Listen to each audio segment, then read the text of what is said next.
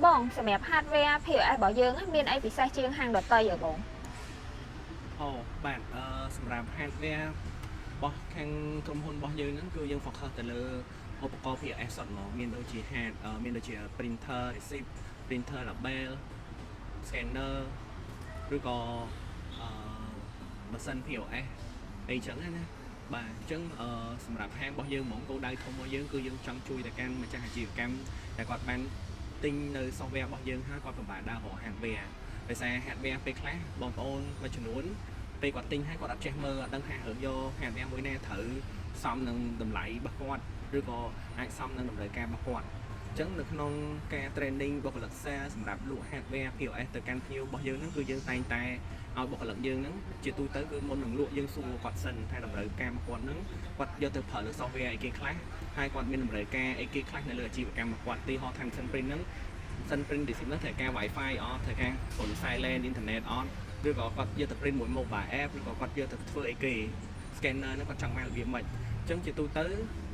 នៅហាងរបស់យើងគឺឧបករណ៍ hardware ទាំងអស់គឺយើងមានការធានាជូនភ្ញៀវចាប់ពី6ខែទៅដល់1ឆ្នាំទៅតាមឧបករណ៍នីមួយៗហើយយើងតែងតែរើសយកតំណែងដែលមានគុណភាពឬក៏មាន brand name ច្បាស់លាស់លក់ជូនអតិថិជន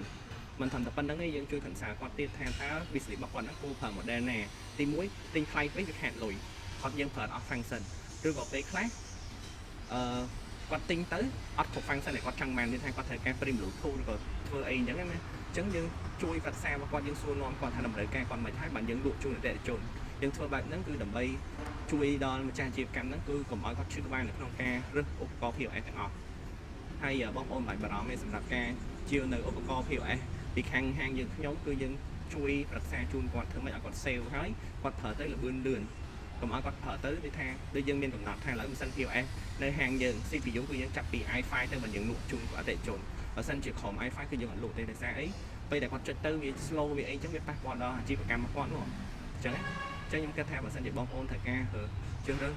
ទិញនៅឧបករណ៍ POS ទាំងអស់អាចតាក់ទងមកសួរខាង page យើងខ្ញុំបានយើងខ្ញុំនឹងជួយប្រឹក្សាដល់អត់គិតប្រាក់